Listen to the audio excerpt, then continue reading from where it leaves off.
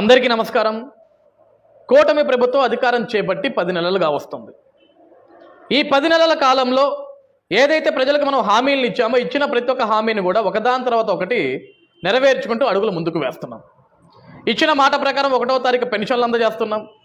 ఇచ్చిన మాట ప్రకారం ఉచిత ఇసుక విధానాన్ని అమలు చేశాం. ఇచ్చిన మాట ప్రకారం ఉచిత సిలిండర్లు అందజేస్తున్నాం. ఈరోజు గుంటల పడ్డ రోడ్లకు మరమ్మతులు చేస్తున్నాం. ఎక్కడైతే అమరావతి పనులు ఆగిపోయాయో అక్కడి నుంచి మళ్ళీ పనులు పునఃప్రారంభించి ఈరోజు శరవేగంగా పనులు ముందుకు వెళ్ళేలా చేస్తున్నాం. పోలవరం పనులు ఎక్కడైతే ఆగిపోయాయో మళ్ళీ అక్కడి నుంచి పనులు పునఃప్రారంభించి మళ్ళీ పోలవరాన్ని కూడా పరుగులు పెట్టిస్తున్నాం. ఈరోజు ఆంధ్రప్రదేశ్ రాష్ట్రానికి పెట్టుబడిదారుల్ని పారిశ్రామికవేత్తల్ని ఆకర్షిస్తున్నాం. వాళ్ళతో ఎంఓఏల మీద సంతకాలు పెట్టిస్తున్నాం. ఈరోజు యువత భవిష్యత్తు గురించి ఆలోచిస్తున్నాం. రైతుల భవిష్యత్తు గురించి ఆలోచిస్తున్నాం. ఆడపడుచుల భద్రత గురించి ఆలోచిస్తున్నాం. రాష్ట్ర అభివృద్ధి గురించి ఆలోచిస్తున్నాం. ఈ 10 నెలల కాలంలో ఆంధ్రప్రదేశ్ రాష్ట్రంలో ప్రజలకి కష్టం అనేది లేకుండా చూసుకుంటూ చాలా అద్భుతంగా పరిపాలన చేస్తున్నాం. ఇక్కడ వరకు అంతా బాగానే ఉందండి. కానీ ఈ 10 నెలల కాలంలో కూటమి ప్రభుత్వం ఏర్పడిన తర్వాత కష్టపడిన వాడు ఎవడన్నా ఉన్నాడు అంటే, బాధపడుతున్న వాడు ఎవడన్నా ఉన్నాడు అంటే వాడు కేవలం జెండా మోసిన కార్యకర్త మాత్రమే. 10 నెలల కాలంగా కార్యకర్తను గుర్తించలేకపోతున్నాం మనం. గడిచిన 5 సంవత్సరాల్లో 2019 నుంచి 2024 సమయంలో వైఎస్ జగన్మోహన్ రెడ్డి అనే ఒక సైకో పరిపాలనలో ప్రాణాల్ని పనంగా పెట్టి పోరాడిన వాడు ఎవడన్నా ఉన్నాడు అంటే వాడు కార్యకర్త మాత్రమే. కానీ ఈ 10 నెలల కాలంలో కార్యకర్త ఎవడికి గుర్తుకురాటల్లా. కష్టపడిన కార్యకర్త ఎక్కడికి పోయాడు ఎవడికి తెలియదు, కనుమరుగైపోయాడు, కనపడట్ల. గడిచిన 5 సంవత్సరాలు యుద్ధం చేసిన కార్యకర్త, ప్రాణాలు పనంగా పెట్టిన కార్యకర్త, కష్టపడి పనిచేసిన కార్యకర్త, రక్తం నేలకు ఒరిగిన, లాఠీ దెబ్బలు తినిన, అక్రమ కేసులు పడిన, అవమానాలు భరాంచి వెనకడుగు వెయ్యకుండా నాయకుడి మీద నమ్మకంతో చంద్రబాబు నాయుడు గారు మాకు అండగా ఉన్నాడు, నారా లోకేష్ గారు మాకు అండగా ఉన్నాడు ఒక ధైర్యంతో గుండె ధైర్యం చూపించి అడుగులు ముందుకు వేసి ఎత్తిన జెండాని దింపకుండా అధికారం చేపట్టించేదాకా, చంద్రబాబు నాయుడు గారిని ముఖ్యమంత్రి చేసేదాకా కంటి మీద కునుకు లేకుండా పోరాడిన వాడు ఎవడన్నా ఉన్నాడు అంటే ఆడు కార్యకర్త మాత్రమే. మరి 10 నెలలుగా కార్యకర్త ఏమైపోయాడు? ఎందుకు కార్యకర్తల్ని పిలిచి కనీసం వాళ్ళ మనోవేదనని ఎందుకు గుర్తించట్లేదు నాయకులంతా కూడా? ఏం జరుగుతుంది? మొన్న చంద్రబాబు నాయుడు గారు కూడా ఒక టెలికాన్ఫరెన్స్లో అసహనం వ్యక్తం చేశాడు. 10 నెలలుగా వస్తుంది, ఇంకా నామినేటెడ్ పదవులు భర్తీ చేయలేకపోతున్నాం, నియోజకవర్గ స్థాయిలోని ఎమ్మెల్యేలు అందరూ కూడా ఎందుకు అలసత్వం చూపిస్తున్నారు ఆ నియోజకవర్గంలో కష్టపడిన కార్యకర్తల పేర్లు ఇవ్వటానికి అని. ఇది ఎంత బాధ కలిగించే విషయం అండి.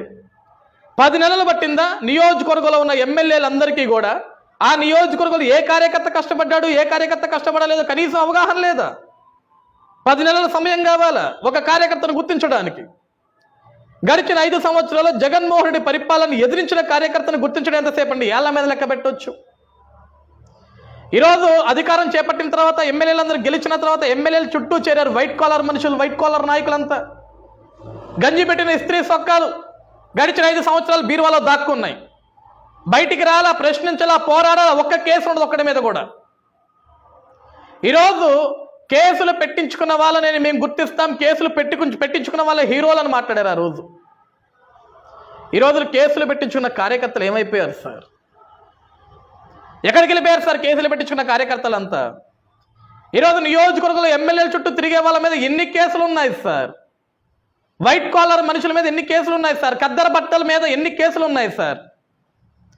ఈరోజు చంద్రబాబు నాయుడు గారిని కానీ, లోకేష్ గారిని కానీ, రాష్ట్ర అధ్యక్షుడు పల్లా శ్రీనివాసరావు గారిని కానీ, సార్ మేము ఒకటే అడుగుతున్నాం, ఒకటే వేడుకుంటున్నాం, మీరు ఒక రిపోర్ట్ తెప్పించుకోండి, ఒక గ్రౌండ్ రిపోర్ట్ తెప్పించుకోండి, లేకుంటే ఒక ఇంటెలిజెన్స్ రిపోర్ట్ తెప్పించుకోండి సార్. ఇప్పుడు నియోజకవర్గాల ఎమ్మెల్యేలు లిస్ట్ ఇవ్వట్లేదు అంటే అది వాళ్ళ చేతకానితనం అనుకుందాం, వాళ్ళ అలసత్వం అనుకుందాం. వాళ్ళు ఎందుకు ఇవ్వట్లేదు ఎవరికి తెలియదు కదా. ఒక గ్రౌండ్ రిపోర్ట్ తెప్పించుకుంటే ఒక ఇంటెలిజెన్స్ ఉంటుంది కదా మీకు. 2019 నుంచి 2024 వరకు ఏ నియోజకవర్గంలో ఏ కార్యకర్త మీద ఎన్ని కేసులు ఉన్నాయి, అదే బెస్ట్ రిపోర్ట్ సార్ పదవులు ఇవ్వడానికి. దానికి మించిన పెద్ద రిపోర్ట్ ఏం అవసరం లేదు సార్. చాలామంది సీనియర్ నాయకులు మాట్లాడతారు, సార్ మేము 40 ఏళ్ళ నుంచి కష్టపడ్డాం, 30 ఏళ్ళ నుంచి కష్టపడ్డామని. సార్ కష్టపడి ఉండొచ్చు, కానీ గడిచిన 5 సంవత్సరాలు జగన్ అనే ఒక సైకోని ఎదిరించిన వాడు కార్యకర్త సార్. ప్రాణాలని పరంగా పెట్టి పనిచేశాడు సార్ ఆ కార్యకర్త.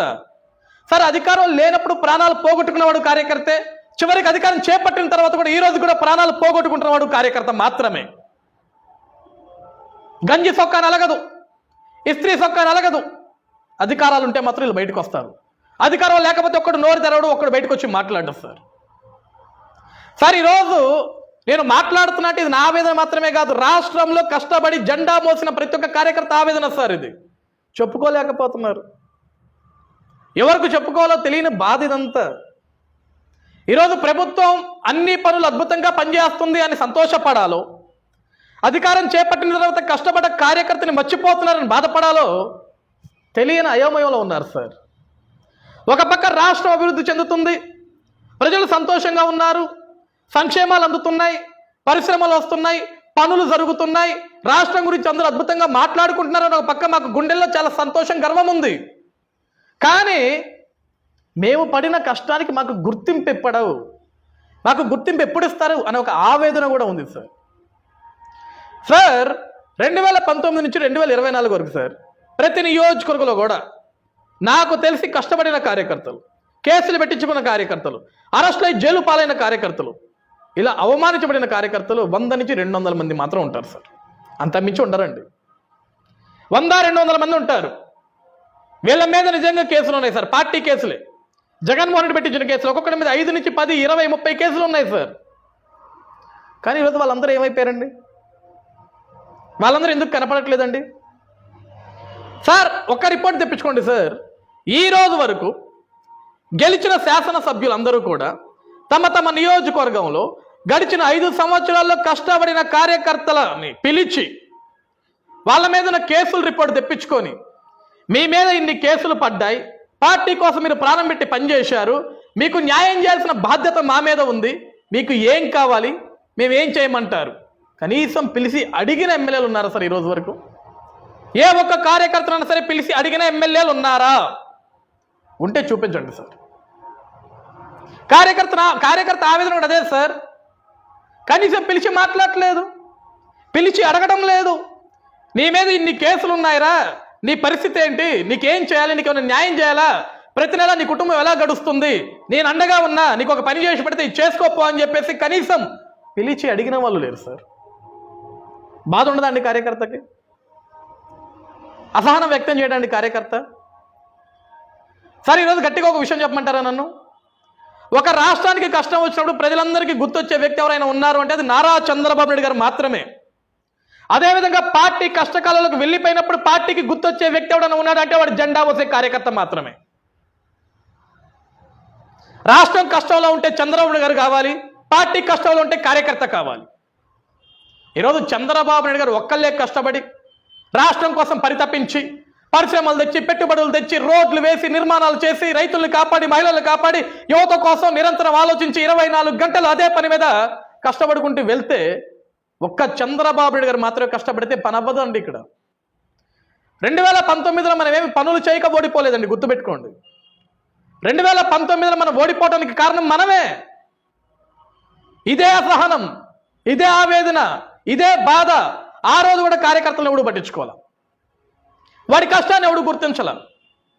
2014 నుంచి 2019 వరకు నవ్యాంధ్రప్రదేశ్ రాష్ట్రం ఏర్పడిన తర్వాత ముఖ్యమంత్రిగా చంద్రబాబు నాయుడు గారు ప్రమాణ స్వీకారం చేసిన తర్వాత రాష్ట్ర రాజధాని అమరావతిని ప్రపంచ పట్టణంలో నిలపాలని చెప్పేసి ఆయన కాంక్షించి దేశ విదేశాలు తిరుగుతూ రాష్ట్రం కోసం పరితపించి నిద్రాహారాలు మాని నిరంతరం కష్టపడిన వ్యక్తి నారా చంద్రబాబు నాయుడు గారు అయితే, ఆ రోజు నియోజకవర్గంలోని ఎమ్మెల్యేలందరూ కూడా కార్యకర్తలను గాలికి వదిలేసి నాయకుడు కష్టపడుతున్నాడు, నాయుడు కష్టపడుతున్నాడు, ఇక మనం కష్టపడాల్సిన అవసరం లేదని చేతులు కట్టుకుని ఇంట్లో పడుకుంటే 2019 మనం ఓటమి రుచి చూసాం. మనమేమో తప్పు చేసాం, ప్రజలకు మంచి చేయకనో, రాష్ట్రాన్ని అభివృద్ధి చేయకనో, రాష్ట్రానికి మొత్తం అన్యాయం చేసామని ఓడిపోలా. మంచి చేసి ఓడిపోయాం, మంచి చేశాం, అభివృద్ధి చేశాం, పోలవరాన్ని పరుగులు పెట్టించాం, రాజధాని పరుగులు పెట్టించాం, సంక్షేమ పథకాలు అందజేశాం, విదేశీ విద్యను ఇచ్చాం, పెన్షన్లు ఇచ్చాం, రేషన్ ఇచ్చాం, పథకాలు ఇచ్చాం, పరిశ్రమలు తెచ్చాం, ఉద్యోగ అవకాశాలు కల్పించాం, డిఎస్సీలు వేశాం, పోలీసు నియామకాలు చేశాం, అన్నీ చేశాం. పేదవాడికి ఇల్లు నిర్మాణం చేశాం, టిడ్కో ఇల్లు కట్టాం, రైతులకు గిట్టుబాటు ధరలు ఇచ్చాం, అన్నీ చేశాం.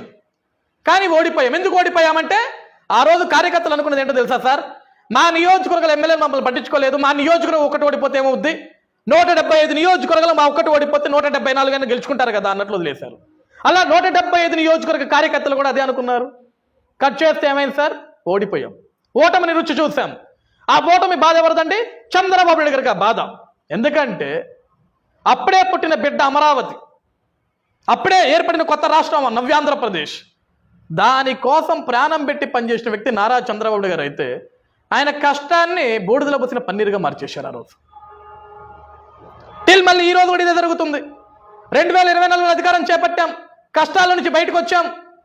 ఈరోజు మనం అధికారం చేపట్టామంటే మనం ఏదో గొప్పగా యుద్ధం చేసి మనం చేపట్ల అధికారాన్ని. జగన్ అనే ఒక సైకోని ప్రజలు సహించలేదు. జగన్ అనే ఒక మూర్ఖుణ్ణి ఈ రాష్ట్ర ప్రజలు ఒప్పుకోలేదు. జగన్ లాంటి వాడి ఆంధ్రప్రదేశ్ రాష్ట్రంలో ఉంటే రాష్ట్రం సర్వనాశనం అయిపోతుంది, మరో బీహార్ అయిపోతుంది, అంధకారం అయిపోతుంది, శ్మశానంగా మారిపోతుందన్న భయంతో, చంద్రబాబు నాయుడు గారి మీద ఉన్న ధైర్యంతో, మళ్ళీ చంద్రబాబు నాయుడు గారు అయితేనే రాష్ట్రాన్ని అభివృద్ధి పరంగా ముందుకు తీసుకెళ్తాడని ఒక నమ్మకంతో, ఒక సంకల్పంతో ఆలోచించి ఆ రోజు నియోజకవర్గంలో ఉన్న అభ్యర్థులను ఎక్కడా ప్రజలు చూడలేదండి. నియోజకవర్గంలో అభ్యర్థులు ప్రజలు చూడల, లేకుంటే నియోజకవర్గంలో పెద్ద మనుషులుగా చలామణి చేసే నాయకులు చూడల. వాళ్ళు కేవలం చూసింది చంద్రబాబు నాయుడు గారిని, జగన్ పైశాచికత్వాన్ని, వాళ్ళ బిడ్డల భవిష్యత్తుని, ఈ రాష్ట్ర భవిష్యత్తుని చూసి జగన్కి ఓటు వేయలేదు, కూటమి ప్రభుత్వానికి ఓటు వేశారు, మనకు అధికారాన్ని ఇచ్చారు. ఈ రోజుకి కూడా మనం కార్యకర్తలను గుర్తించుకోకపోతే మళ్ళీ అదే తప్పు చేస్తున్నాం సార్. 2019 మళ్ళీ రిపీట్ అయితే ఇక ఆంధ్రప్రదేశ్ రాష్ట్రం దేనికి పనికిరాదు సార్. జగన్ లాంటి చేతిలోకి వెళ్ళిపోతే రాష్ట్రానికి మంచి చేయడం ఒకటే కాదండి, ప్రభుత్వం లేనప్పుడు, అధికారం లేనప్పుడు కష్టపడిన కార్యకర్తకి ఫస్ట్ పెద్దపీట వేయండి, ఆయన్ని గుర్తించండి. కష్టపడిన కార్యకర్తని గుర్తించడానికి 10 నెలలు, 20 నెలలు, 3 సంవత్సరాలు, 4 సంవత్సరాలు అవసరం లేదు సార్. అధికారంలోకి వచ్చిన తర్వాత వెంటనే 1 నెల రోజులు టైం గ్యాప్ తీసుకొని ఎవరు కష్టపడ్డారు, ఏ గ్రామంలో ఎవరి మీద ఎన్ని కేసులు ఉన్నాయి సార్. ఒక నియోజకవర్గానికి 4 నుంచి 5 మండలాలు ఉంటాయి సార్. ప్రతి మండలంలో ఏ కార్యకర్త ఎంత కష్టపడ్డాడు ఆ మాత్రం తెలుసుకోవడం అంత పెద్ద విషయమా? ఎన్ని రోజులు తెలుసుకుంటారు? ఇప్పటికన్నా పద్ధతులు మార్చుకోండి. ఈరోజు కూడా రాష్ట్ర వ్యాప్తంగా కార్యకర్తలందరూ ఆవేదన చెందుతున్నారు, మనస్తాపానికి గురవుతున్నారు. చెప్పుకోలేని బాధ, వెళ్ళి ఎవరికి చెప్పుకోవాలో తెలియదు పాప వాళ్ళకి బాధ. బయటకు వస్తే పరువు పోతుందేమో అని చెప్పేసి అదొక అవమానం. ఈరోజు చాలామంది అడుగుతుంటారు, ఓ చించేసుకున్నారు, పొడి చేసుకున్నారు, గుడ్డలు చించేసుకున్నారు, పోరాడారు కదా, ఇప్పుడు ఏం పీకుతున్నారా మీరని చాలామంది అడుగుతుంటారు కార్యకర్తల్ని. సమాధానం చెప్పుకోలేని పరిస్థితి కదండి. కనీసం సొంత నియోజకవర్గాల్లో కనీసం ఒక ₹1 సంపాదించుకునే పని కూడా చేసుకోలేకపోతున్నారు సార్. పనులు కల్పించండి వాళ్ళకి, నెల నెల ఏదో ఒక వాళ్ళకు ఒక వెసులుబాటు చూపించండి, ఆర్థిక వనరులు చూపించండి. ఎందుకు కార్యకర్తలను గాలికి వదిలేస్తారు? వాళ్ళు లేకపోతే పార్టీలు లేవండి, గుర్తుపెట్టుకోండి. వాళ్ళు లేకపోతే మీకు గెలుపులు లేవు, గుర్తుపెట్టుకోండి. మీరు ఓడిపోయి ఇంట్లో కూర్చున్న రోజులు మీరు ఇళ్లలో కూర్చున్నా సరే ధైర్యంగా బయటకు వచ్చి పోరాడేవాడు కార్యకర్త. వాడిని మర్చిపోతే మాత్రం చాలా తీవ్ర పరిణామాలు ఎదుర్కోవాల్సి వస్తుంది. అది మన రాష్ట్రానికి మంచిది కాదండి. కాబట్టి దయించి కార్యకర్తల గురించి ఆలోచించండి. ఈరోజు నియోజకవర్గ ఎమ్మెల్యేలందరూ కూడా ఆలోచించండి. మేము ఈ నియోజకవర్గాల్లో కష్టపడిన కార్యకర్తలు గుర్తించిన పెద్ద విషయం ఏమీ కాదు. సో ఎవరు కష్టపడ్డారు, ఎవరు కష్టపడలేదు మీకు పెద్ద ఈజీగా అర్థమైపోతుంది. కాబట్టి కాస్త ఆ లిస్ట్ ఏదో త్వరగా రెడీ చేసి అధిష్టానానికి పంపిస్తే కార్యకర్తలకు న్యాయం చేసిన వాళ్ళు అవుతారు.